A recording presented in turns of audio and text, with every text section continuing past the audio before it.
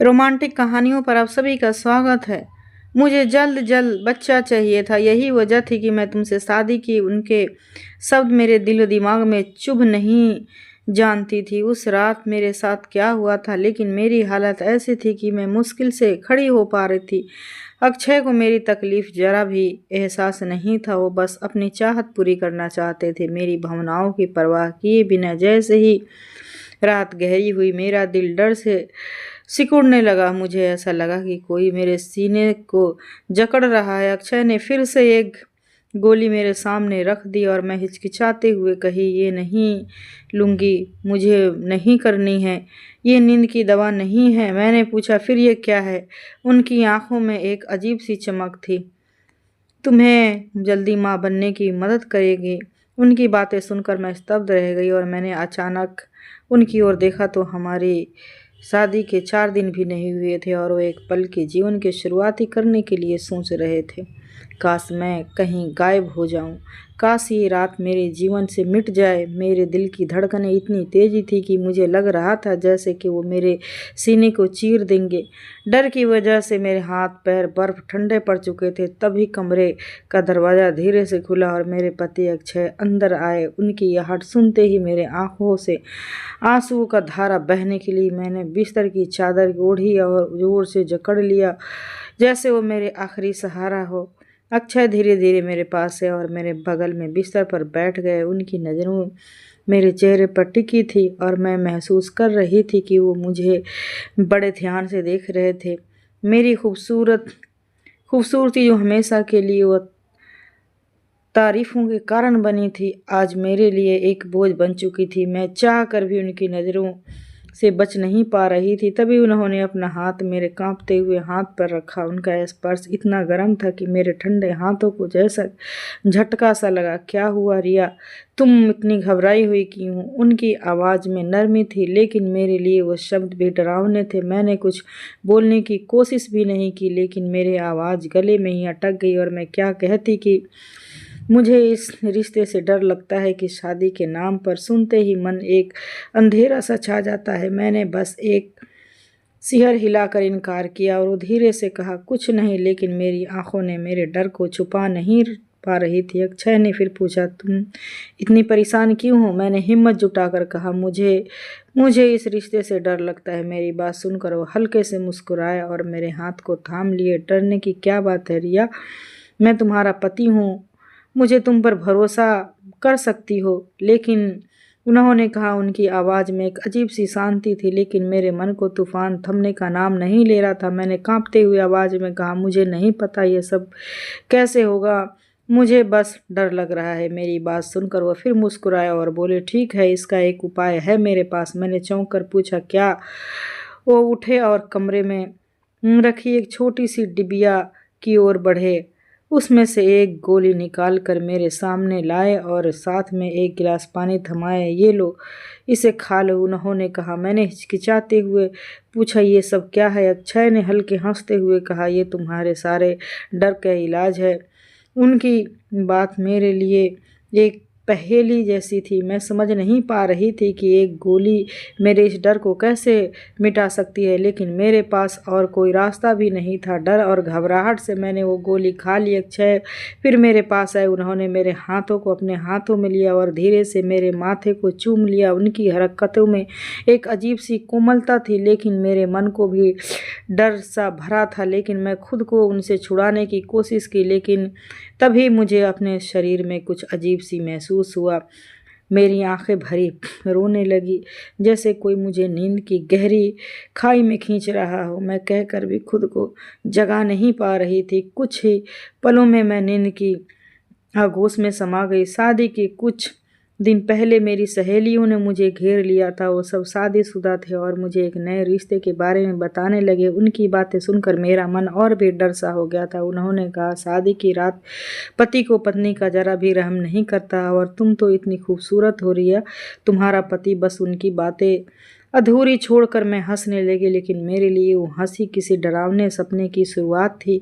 उनकी बातों ने मेरे मन में शादी की रात का एक ऐसा चित्र बनाया था जो रातों रात डरावने लगा था। जैसे जैसे शादी के दिन नज़दीक आता गया, मेरा मन चाहता था कि मैं कहीं भाग जाऊं, कहीं छिप जाऊं। उस रात को जब अक्षय मेरे पास आए, मैं पूरी तरह से डर के साए में थी, लेकिन उन्होंने मेरी बातों को धैर्य से सुना और मुझे शांत करने की कोशिश की। शायद वो गोली नींद की थी, क्योंकि उसे खाते ही मैं गहरी नींद में चली गई थी। मुझे अपनी शादी की रात को कुछ भी याद नहीं था, बस इतना एहसास था कि मेरे साथ कुछ हुआ था जिसे मैं समझ नहीं पा रही थी। सुबह जब मेरी आँख खुली तो मेरा पूरा शरीर दर्द से चूर था। मैंने करवटें लेने की कोशिश की, लेकिन मेरी पूरी कमर अकड़ा हुआ था, दर्द से फटा जा रहा था। मैं करा उठी। मेरे बगल में लेटे अक्षय तुरंत उठ बैठे। क्या हुआ रिया? उन्होंने चिंता से पूछा। मैंने कहा, पता नहीं, मेरा सिर भारी और कमर में बहुत दर्द है।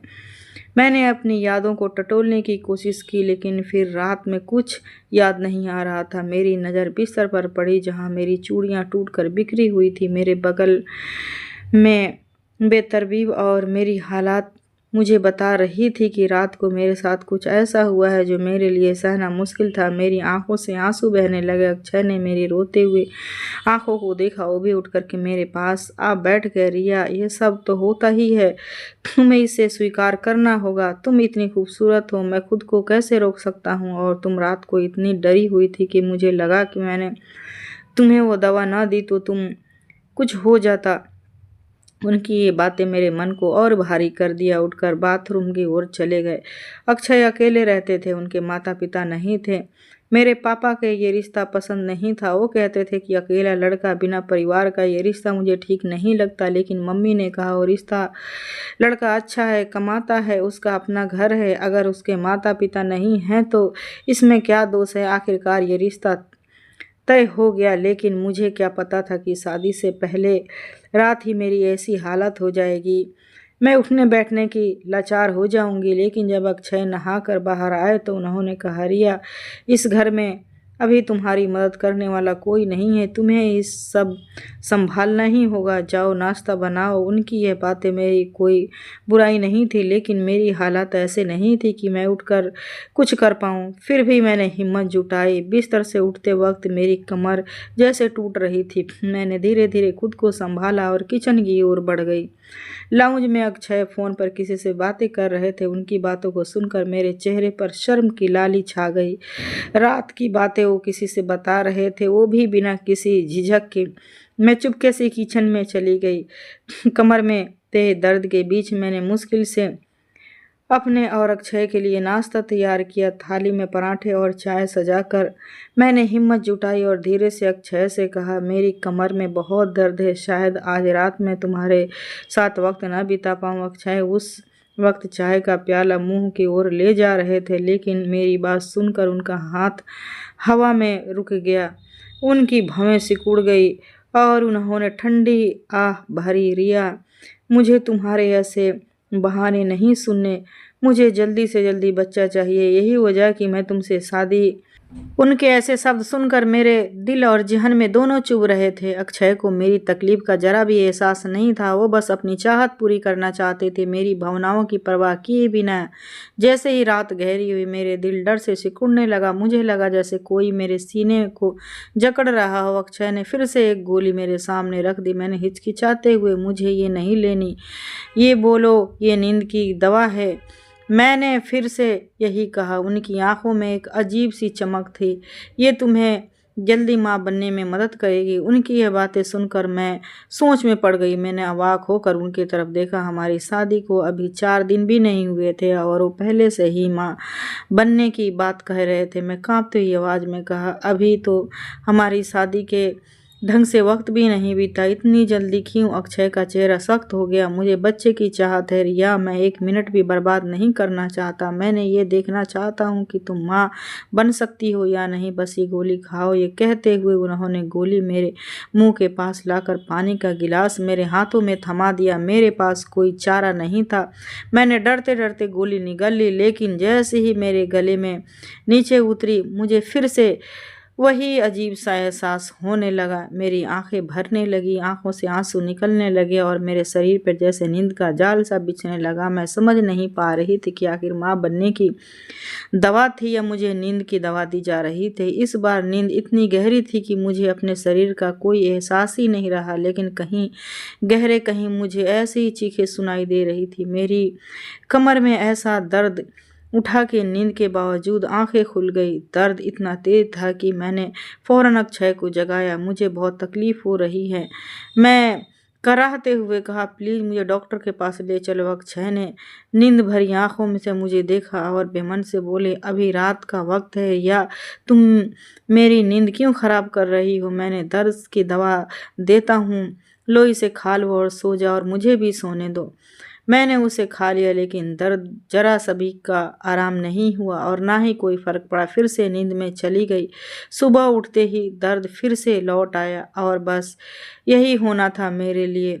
रोज की बातें हो गई थी। 8 दिन बीत चुके थे और मैं इस तकलीफ से जूझ रही थी, लेकिन अक्षय को मेरी हालत पे जरा सा भी परवाह नहीं थी। एक दिन जब अक्षय ऑफिस से लौटे तो मैंने हिम्मत करके कहा, मुझे मेरे मायके छोड़ दो। मुझे लगा शायद ये एक बहाना हो सकता है जिससे मैं दर्द और डर से बच सकूं, लेकिन अक्षय ने सख्त लहजे में कहा, ये मुमकिन नहीं है। जब तक मुझे बच्चा नहीं मिल जाता तुम कहीं नहीं जा सकते। उनकी यह बात सुनकर मेरा और भी दिल भारी हो गया। आखिरकार इतनी जल्दी क्या थी? क्या बच्चा पैदा करना ही शादी का एकमात्र मकसद होता है? मेरी हालत ऐसी हो चुकी थी जैसे कि मैं ठीक से चल भी नहीं पा रही थी। बार बार पेन किलर खाने से मेरा दिमाग भी सन्न हो चुका था। मैंने कई बार अक्षय से डॉक्टर के पास जाने की गुजारिश की, लेकिन वो टालते रहे। डॉक्टर भी तुम्हें यही दवा देगी, वो कहते हैं, इस बात के ख़त्म कर देते। आखिरकार एक दिन जब अक्षय घर से बाहर गए तो मैंने अपनी माँ को फ़ोन किया। वो तुरंत आई और मुझे एक महिला डॉक्टर के पास ले गई।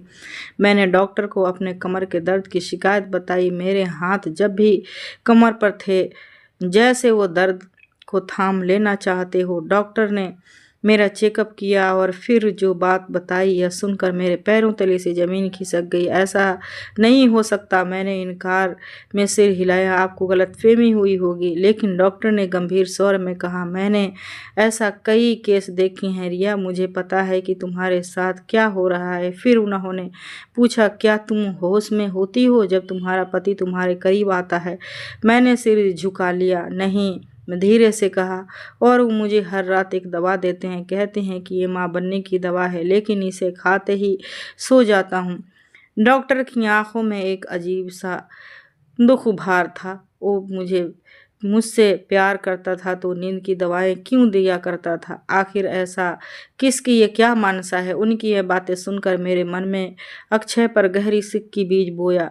लेकिन कई बार उसे दवा लेने से मना किया था, लेकिन वो ज़बरदस्ती मेरे मुंह में गोली डाल देता था और पानी पिलाकर निश्चित कर लेता था कि मैं निगल ली हूँ या नहीं। डॉक्टर ने कहा, तुम मुझे उस दवा का नाम बताओ। मैंने सोचा, मुझसे उस दवा के बारे में कुछ नहीं पता। अक्षय हमेशा उसे अपनी अलमारी से निकालता है और मुझे दे देता है। जब मैंने ये बात डॉक्टर को बताई तो वो हल्के से मुस्कुराए। ऐसी कौन सी दवा है जो वो तुमसे छुपाता है और हर रात तुम्हें ज़बरदस्ती खिलाता है?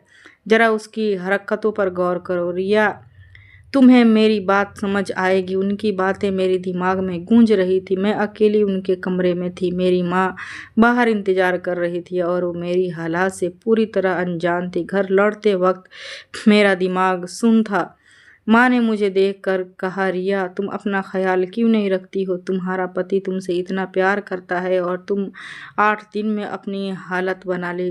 तुम्हारा चेहरा पीला पड़ गया है। मैंने क्या बताती कि मैं किस मुसीबत में फंस चुकी हूँ। मेरा पति मेरे साथ हर रात नींद की गोली खिलाकर मेरे साथ खिलवाड़ करता है और मुझे उसका एहसास तक नहीं होने देता। मुझे मेरी माँ समझा कर चली गई, लेकिन मैं पूरा दिन डॉक्टर की बातों में उलझी रही। मेरे पास कोई रास्ता नहीं था। मैंने अक्षय को इस बारे में बात नहीं कर सकती थी।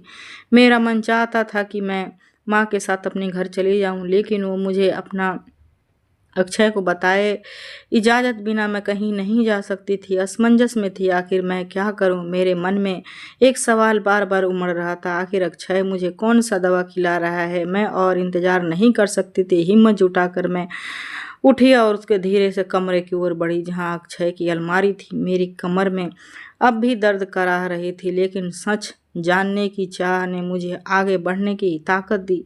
मैंने अलमारी खोली। ऊपर की तरफ अक्षय के कपड़े सलीके से रखे थे। मैंने एक तरफ कपड़ा उठाकर देखा, लेकिन वहां कोई दवा नहीं मिली। मैंने फिर दराज खोले, लेकिन जहां कागजात और एक छोटी मोटी चीजें पड़ी थी वो भी दवा नहीं थी। आखिरकार मेरी नज़र नीचे के लॉकर पर पड़ी जो ताला बंद था। मेरा दिल धक से रह गया। मुझे यकीन हो गया था कि अक्षय ने दवा उसी लॉकर में छुपाई थी। रात को जब अक्षय घर लौटा, मैंने खाना बनाकर उसे परोसा। मेरी भूख गायब थी। मैंने खुद कुछ नहीं खाया। सोने से पहले मैंने एक गिलास दूध पिया और जल्दी से बिस्तर पर लेट गई। मैंने अपनी आंखें बंद कर ली ताकि अक्षय को लगे कि मैं सो चुकी हूँ। शायद ऐसा करने से वो मुझे दवा न दे, मैं उस रात का सच जान सकूं। कुछ देर बाद अक्षय कमरे में आया। उसे मुझे हल्के से हिलाया और कहा, रिया उठो। मैंने आंखें खोली तो देखा कि उसका चेहरा गुस्से से तमतमाया हुआ है। मैंने धीरे से कहा, अक्षय मुझे बहुत नींद आ रही है, मेरी कमर में तेज दर्द है, मैं बस सोना चाहती हूँ। उसने मेरी बात अनसुनी कर दी और सख्त लहजे में बोला, ये बहाने मेरे सामने नहीं चलेंगे। मैंने तुमसे पहले ही कहा कि मुझे जल्द से जल्द बच्चा चाहिए। उसने फिर से वही गोली मेरे सामने रख दी। मैंने हिम्मत करके पूछा, आखिर तुम ये कौन सी दवा मुझे अलमारी में क्यों छुपाते हो? मेरी इस दूसरी दवाओं के साथ रख दो, मैं खुद ही ले लिया करूँगी। मेरी बात सुनकर उसकी आंखें सिकुड़ गई। तुम्हें कैसे पता कि मैं दवा लॉकर में रखती हूँ? उसकी आवाज़ में शक था। मैं घबरा गई। जल्दीबाजी हुई, मैंने कुछ गलत बोल दिया था। मैंने बहाना बनाया कि मैंने बस सोचा कि शायद तुम उसे लॉकर में रखे हो। मैंने अलमारी देखी पर दवा कहीं नहीं मिली। अक्षय ने ठंडी नज़रों से मुझे देखा और बोला, तुम्हें इतना परेशान होने की ज़रूरत नहीं है। मैं तुम्हें रोज़ दवा खिला देता हूँ और जब तक बच्चा नहीं हो जाता मैं तुम्हें दवा देता रहूँगा। मैंने हिम्मत जुटाकर कहा, मेरे पेट में और कमर में बहुत तेज दर्द है, तुम मुझे डॉक्टर के पास क्यों नहीं ले जाते? बच्चा पैदा करना कोई आसान बात नहीं है, इसके लिए सही इलाज चाहिए। खुद से दवा ठीक नहीं कर सकती। मैंने सोचा शायद मेरी बात वो रुक जाए, लेकिन उसने तल्खी में कहा, मुझे पता है कि ये दवा काम करती है, लेकिन किसी डॉक्टर की ज़रूरत नहीं। मेरी बात मानो। मैं साफ मना कर दिया और ये कोई दवा नहीं लूँगी। मेरी बात सुनकर अक्षय का गुस्सा भड़क गया। उसने ज़बरदस्ती से मेरे मुंह में गोली डाली और पानी का गिलास मेरे होठों तक ले आया।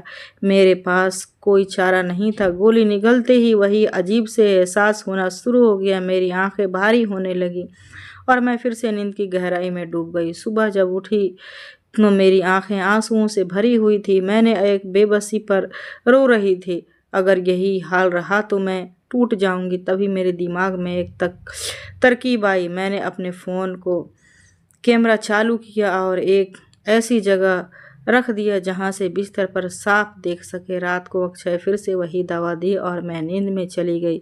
सुबह जब वो ऑफिस के लिए निकला तो मैं फ़ोन उठाई और रात की रिकॉर्डिंग देखने लगी। जो मैंने देखा उसे देखकर मेरे होश उड़ गए। मेरे साथ फ़ोन छूटकर बिस्तर पर गिर पड़ा और सिर चकराने लगा और मैंने अपने माथे की पकड़कर बैठ गई और कुछ अक्षय मेरे साथ जो कर रहा था उसे भी औरत बर्दाश्त नहीं कर सकती थी। मैंने तुरंत अपनी माँ को बुलाया और सारी सच्चाई उनके सामने रख दी। मेरी बात सुनकर मेरी में आँखों में आंसू आ गए। उन्होंने वीडियो दिखाई और वो फूट फूट कर रोने लगी। जब पापा को ये बात पता चली तो सन्न रह गए। उन्होंने तुरंत अक्षय के खिलाफ पुलिस में मुकदमा दर्ज किया और जांच का पता चला तो अक्षय की पहले भी शादी हो चुकी थी। उसकी पहली पत्नी ने उसी वजह से उसे तलाक दिया था। अक्षय नपुंसक था। अपनी इस कमजोरी को छुपाने और दुनिया को ये साबित करने के लिए वो एक पूरा मर्द था। उसने मेरे साथ यही घिनौना खेल खेला था। वो मुझे नींद की गोलियां देता था और अपने दोस्तों को रात को मेरे पास भेज देता जो मेरे साथ अमानवीय व्यवहार करते। मेरे पापा मुझे तलाक दिलवाया और जब उस लेडी डॉक्टर के पास गई तब उसने बताया कि मेरे साथ बलात्कार हो रहा था और वो भी सबसे ज़्यादा लोगों द्वारा। उस वक्त से मैं सब कुछ भूल करके और मैंने अपनी ज़िंदगी को संभाला, लेकिन मैं जानती थी कि मैं हार नहीं मान सकती थी।